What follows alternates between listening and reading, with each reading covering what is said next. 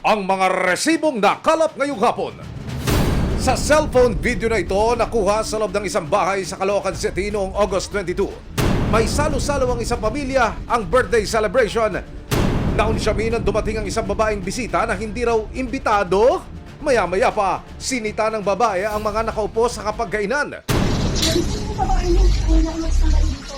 Walang hiya kayo. Buong pamilya mo. Niloloko ako, lahat-lahat. Ang babae sa video na si Maria Rudelin, siya pala ang legal wife ng lalaking nasa video na si Charlon. Ang mga kasama ni Charlon, ang kanyang mga magulang at isang babae na itinutuloy ni Rudelin na other woman ng kanyang asawa. Oh no! Happy birthday no more! Nang magtayuan sina Charlon, dito na nag-abot sina Rudelin at kasalukuyang karelasyon ng dati niyang asawa.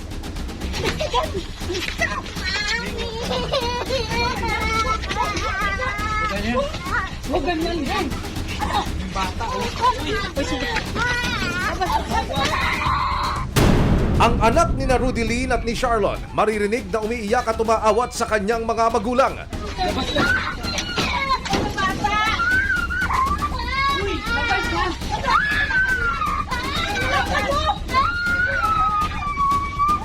Ano nga ba ang punot dulo ng insidenteng ito? Bakit nga ba tila na etsyapwera si Rudelin sa family gathering na ito? Isang notorious na grupo, 3 dekada nang sangkot sa pangingidnap.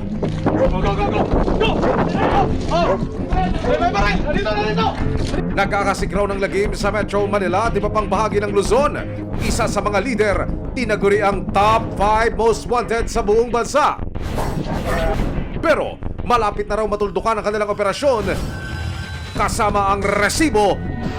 Sinalakay ng higit 100 operatiba ng Philippine National Police o PNP ang sinasabing kuta ng Kidnap for Ransom Group sa Laguna. Ano ang kanilang madadatnan?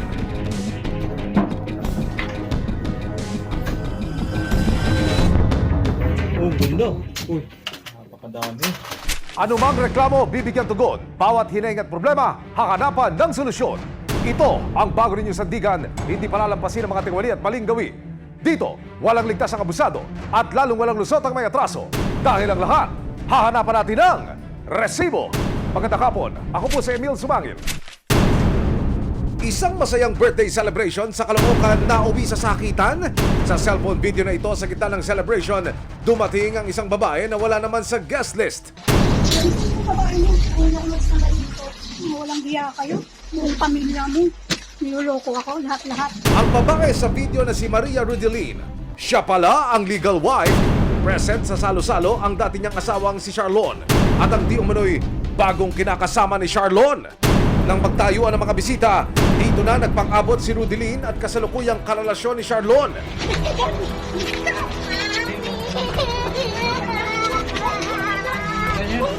Huwag ganyan yan. Bata. Ang anak ni Rudelin at Charlon maririnig na umiiyak at umaawat sa kanyang mga magulang.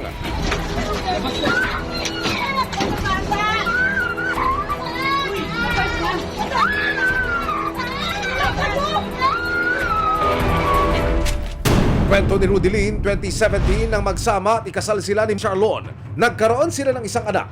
Para matustusan ang pangangailangan ng pamilya, nagtrabaho bilang isang migrant worker sa Singapore si Rudelin noong 2019. Pero, while the missus was away, the mister would play. 2019 pa lang po yung ang ginawa niya. Andun pa ako sa Singapore noon. So, parang lahat ng hirap, lahat ng sakit. Parang kulang na lang tatalon ako sa building noon doon sa Singapore. So, pero yung inisip ko noon yung anak ko. Kasi nasa kanila 2022 nang bumalik ng Pilipinas si Rudelin at nagdesisyon daw siyang makipagbalikan sa asawa. Balikan kami. Yung sakit na madali sa akin. Pero si Charlon tuloy daw sa pakikipagkita kay number 2. Last year, tuloy na siyang umalis sa amin. So, hindi na siya bumalik. Hindi siya nagpaalam sa akin. Talagang dumiretso na siya dun sa babae niya. Ang pakiusap daw ni Rudelin, wag na wag ipakilala sa kabit ang kanilang anak. So nakiusap ako sa kanila na wag lang ipakilala yung anak ko. Wag lang dalhin dun sa bahay ng kabit niya. So, ang nangyari kasi parang wala lang, dinedma lang nila lahat yun, parang wala na. Ginawa na nila akong patay, ginawa nila yung loob ng anak ko, hindi pinakilala dun sa babae. Parang nasagad na kasi ako, kaya umabot sa point na ganito. Pero umabot na raw sa sukdulan ang pagtitimpi ng legal wife. Abangan mamaya saan hahantong ang salpukan ni na legal wife at number 2. Nahuli ko po sila ng kabit niya, ay yung babae niya mismo doon sa bahay namin. Dumating po ako doon, nagkaroon ng komosyon. Walang hiya kayo. Buong pamilya mo. Niloloko ako.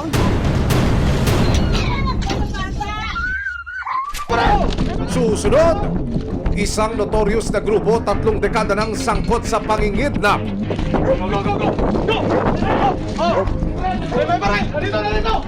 Kasama ang resibo, sinalakay ng higit 100 operatiba ng Philippine National Police o PNP ang sinasabing kuta ng Kidnap for Ransom Group sa Laguna.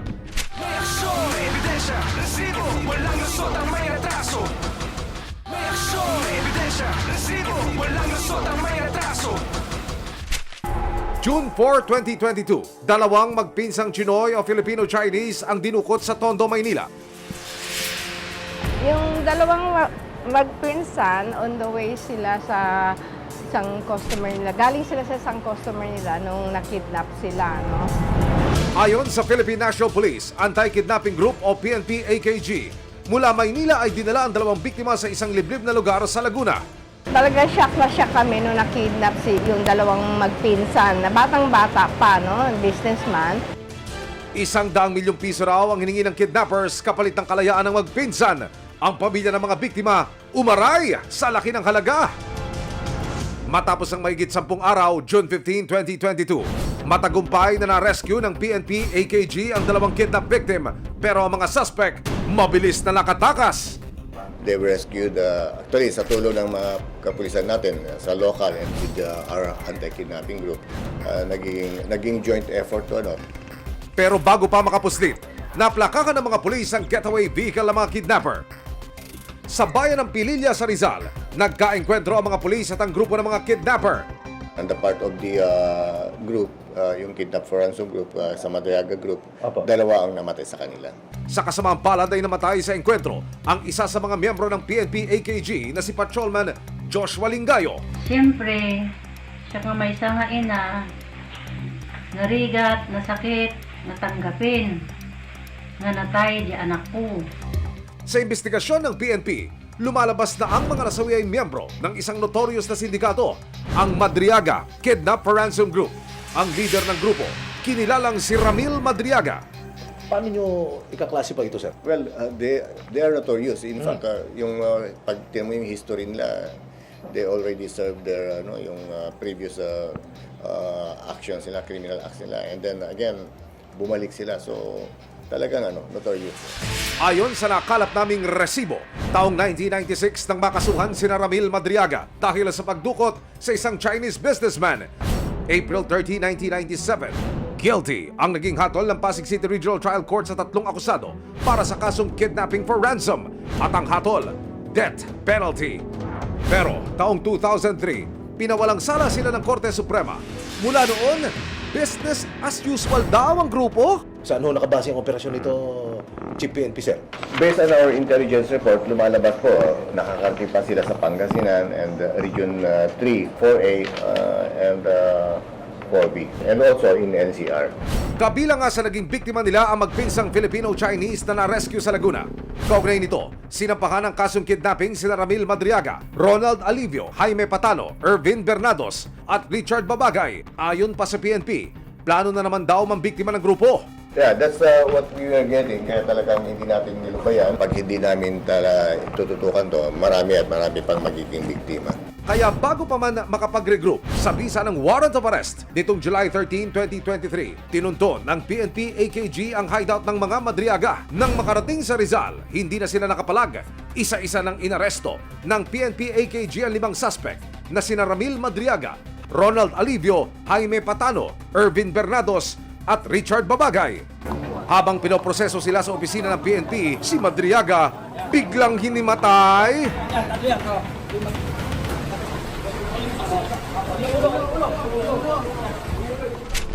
Susunod! Para masigurong hindi na muling makakapag-operate, isang search warrant ang inapply ng PNP AKG at Laguna Police Provincial Office sa isang farm na pagmamayari di umano ng mga Madriaga. Dahil sa loob daw ng farm, ang mga nakatanim, sari-saring armas.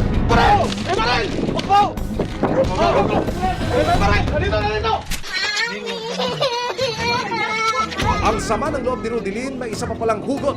Ang ex niya kasing si Charlon, hindi raw sumusunod sa napagkasundo ang sustento. Kung saan-saan sila pumupunta ng babae niya. May trabaho ako, oo, pero yung tipong ako lang yung nag-aalaga, ako lang yung nag-aasikaso ng anak ko. Aksyon, may ebidensya, resibo, walang lusot ang may atraso. Aksyon, may ebidensya, resibo, walang lusot ang may atraso. Isang farm sa Pangi, Laguna, mga armas nga ba ang nakatanim? Hideout daw kasi ito ng isang kilabot na kidnap for ransom group. Sa bisa ng isang search warrant, susugod ang nasa higit 100 operatiba para bungkalin ang katotohanan. Sa bisa ng search warrant, madaling araw ng July 29, 2023, kasama ang resibo, nagtungo ang nasa 100 operatiba ng Laguna Provincial Police at PNP Anti-Kidnapping Group sa isang farm sa bayan ng Pangi, Laguna na pagmamayari ng mga Madriaga.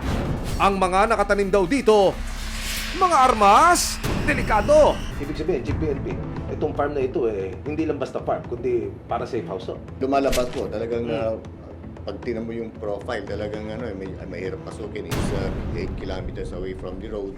Masukal at hindi madali ang pagpasok sa nasabing farm. Talagang tagong-tago, well vegetated, and when it comes to position, talagang vantage point sila, may mahirap pasukin. At nang makalapit sa target,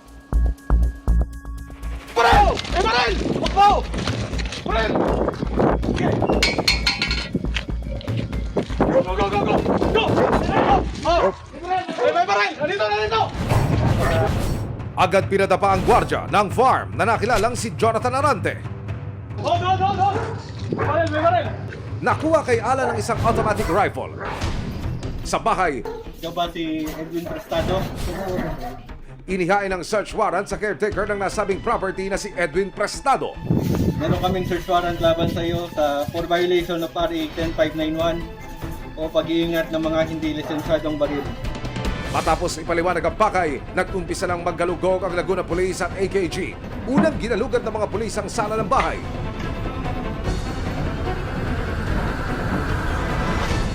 Walang mga baril na nakita sa sala. Hanggang pasukin ng Laguna PPO ang isang silid. Sa loob ng isang kwarto, tumambad sa mga pulis ang nakahilerang mga armas. Nakita yan sa master's bedroom. Andun nakita yung mga baril. Siguro sabihin na lang natin na baka nire-ready nila for them to take them out. Inaayos pa siguro nila yan para to ilipat ng mga location. At nang buksan ng isang kahon sa gilid ng kama, maging ang mga pulis napanganga sa kalidad ng mga baril na nakuha. Meron pa silang submachine gun, they're using a scope and silencers. Farm ba ito o armory? Based on that, you cannot take them lightly. Talagang malaking grupo to, hindi sila ordinaryong grupo. High profile ang kaya nilang i-operate. Sa kabuuan, na-harvest ng mga pulis ang 4 na caliber 38 revolver, 2 M16 rifle, 3 12-gauge shotgun, 3 kalibre 22, isang Beretta 9mm, isang Uzi submachine gun, isang caliber 357 at mga bala.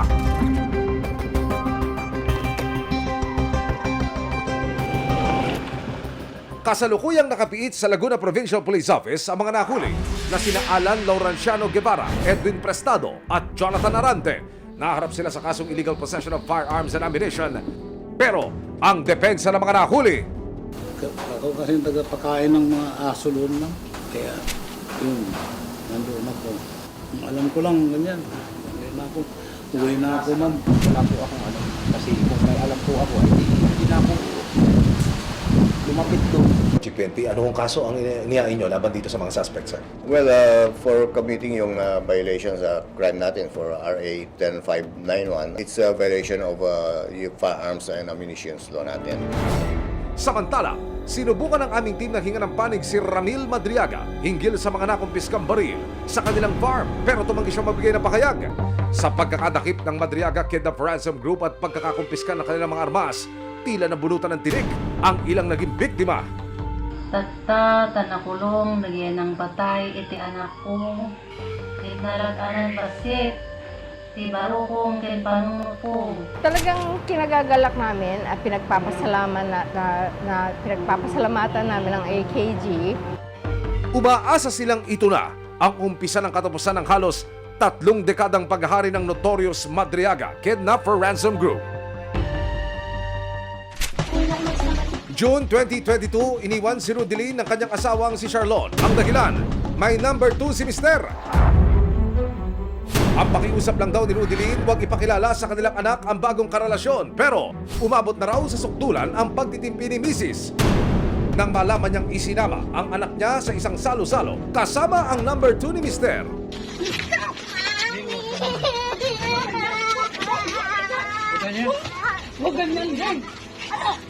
Nahuli ko po sila ng kabit niya, ay yung babae niya mismo doon sa bahay na nagkasama sila. Ayun, dumating po ako doon, nagkaroon ng komisyon, nagkaroon ako ng mga galos, yung mga pasa. Dahil na rin po doon sa pang-aawat nila na para maprotektahan ng talaga yung babae. Ang mga magulang ni Charlon tila kinukonsiti pa raw ang pangangaliwa ng kanilang anak. So, ang gusto kong mangyari is makulong sila. And then, yung full custody, kasi ipa-file ko pa yan sa DSWD kasi yung full custody ng bata sa akin. Noong gabi ring iyon, nagtungo si Rudelin sa presinto para ipablatter ang nangyari. Ipinakita niya ang mga galos na natamo raw niya mula sa dating asawa. August 22, inireklamo niya yung kanyang asawa dahil daw pumunta siya doon sa bahay ng kanyang biyenan, nakita niya nandun yung kanyang asawa at yung kanyang kinakasama yata. Naglato na po siya at ang gusto niya sanang mangyari, sampalan ng kaso. Sabi ko, mas maganda kung dumirekta na siya ng pang-lawyer para at least kahit pa paano meron na siyang paunamaanuhan kaysa maunahan pa siya ng lalaki. Pero ang sama ng loob ni Rudelin may isa pa palang hugot. Ang ex niya kasing si Charlon hindi raw sumusunod sa napagkasundo ang sustento. Kung saan-saan sila pumupunta ng babae niya. May trabaho ako, oo, pero yung tipong ako lang yung nag-aalaga, ako lang nag-aasikaso ng anak ko. So yun, kaya nakapag-decide ako na ireklamo ko siya sa barangay para manghingi ng sustento. So ang usapan, June, magsisimula siya magbigay, kaso hindi siya nagbigay. And then, nakapagbigay lang siya July ata, pero yung mismong amount na pag-usapan namin, yung agreement namin sa barangay na 5K, hindi natupad yun. So 1.5 lang, tapos 1K, ganun. Pinayuhan daw ng Violence Against Women and Their Children o VAUSI desk ng barangay si Charlon na subukan makipag-ayos kay Rudelin. Sabi ko dun sa respondent, kung ako sa'yo hanggat maaga, makipag-usap ka na dun sa asawa mo dahil siya'y maraming ebidensya, hanggat maaari suyuin mo siya. Nitong September 1, 2023, ipinatawag ng barangay ang dating mag-asawa para muling magharap. Pero sa pagkakataon na ito, hindi dumalo si Charlon. Hello po, good morning po. Sa VAUSI po ito, sir. Si Mr. Ponce ho ba ito? Nanay na po. Ay, yung anak niyo po. Sana para magkaroon na po sila ng pag-uusap ng asawa niya. Gusto rin naman namin po yan, pero kung ngayon po, dito kasi ako sa may Arpapa sana schedule na lang, ma'am. Dapat magkakaroon tayo dito ng pag-uusap sa barangay. Kasi kung hindi po, ay sa ano na sila mag-uusap siguro, sa korte na. Pwede kami makipag-usap, kaso lang wala. Hindi kasi nasabi kung ano kasi yung araw at oras eh. Ang layo ko pa naman na ano. Ma'am, kasi po hindi po naman pwedeng kayo ang mag-aano sa amin kung hanggang kailan ninyo gusto, ma'am. Kasi ang client ko ang naiipit dito, ma'am. Pero bago matapos ang araw na iyon, nagpasya si Charlon na magbigay sa resibo ng kanyang panig. August 21, yun nga po yung birthday ng tito ko galing Singapore. Tapos ang kwento kasi sa akin, may marites na nakakausap si Rudelin. Kaya bigla siyang sumugod doon. Ang pinapalabas nila doon sa post nila na pinagtulungan daw siya. Bakit naman po siya pagtutulungan? welcome naman siya dun sa bahay anytime dahil nandun nga yung anak namin. Ang usapan po kasi dun, 5K monthly. Tapos, sabi ko naman dun, pwede partial. Siyempre, Pinsenas katapusan para mabuo yung 5,000. Tapos, nung time kasi na nagkaroon kami ng kaskulatan nun, wala pa akong trabaho. Though, kinukulang man sa cash, pero nagbibigay talaga ako kahit pa paano pang grocery. Ang buwelta pa ni Charlon, mukhang frame up o panggugulo lang daw ang pakay ni Rudeline noong gabi na iyon? Ayaw ko sa nangyari itong 21 kung ba't ganun yung ginawa niya. Tsaka, bakit siya nagsinungaling sa mga post niya na sinaktan siya. Naintindihan ko kung may galit siya sa akin pero di ko maintindihan yung ginawa niya pati sa magulang ko na ganun. Ang mga paliwanag at pakiusap ni Charlon, hindi tinanggap ni Rudeline. Kaya naman ang legal wife, nagpa siya ng ituloy ang paghahain ng reklamo. Humingi ng legal advice para po sana makapag-file ng case din sa asawa ko po. Sinamakan siya ng resibo na magtungo sa Public Attorney's Office o PAO para ihain ang kanyang reklamo laban kay Charlon sa paglabag sa Anti-Violence Against Women and Their Children Act of 2004. Meron ka bang ebidensya? Yun nga, naaktuhan ko nga silang dalawa doon sa picture bahay. ka. Ha? May picture ka. Meron ba akong video mo? Ayun pala naman. Maging ang hindi pagbibigay ni Charlon ng sapat na sustento para sa kanilang anak, isinama na ni Rudeline sa kanyang reklamo. Pwede siyang humingi ng sustento. Sino ang pwedeng humingi? Yung anak nila plus yung misis. Kasi kasal pa sila eh. Yung pagbibigay ng sustento, dalawa ang tinitimbang dyan ng korte. Yung pangangailangan nung humihingi ng sustento at yung financial capacity nung hinihingan. So hindi yan automatic na half. So kung makipagrelasyon naman siya sa ibang babae, kasal pa rin sila, di ba? Kung hindi sila magpa-file ng annulment, then pwede pa rin siyang kasuhan under VAUSI for marital infidelity. Pagdedesisyonan ng korte ang usapin tungkol sa sustento ayon sa Republic Act 8369 o Family Courts Act of 1997. Okay naman po, may nag-assist sa akin, then may attorney na din po. So, ang process na po ng pag-file ng case. Walang lusot ang may atraso. Ipagtanggol ang api, iwaksi ang tiwali. Sama-sama nating ituwid ang tiwali at baluktot. Itakwil ang maling gawi at modus na bulok. Walang ligtas sa kabusado at lalong walang lusot ang may atraso. Dahil ang lahat, hahanapan natin ang resibo. Hanggang sa muli, ako po si Emil Sumangil. May aksyon, may ebidensya, resibo. Walang lusot ang may atraso.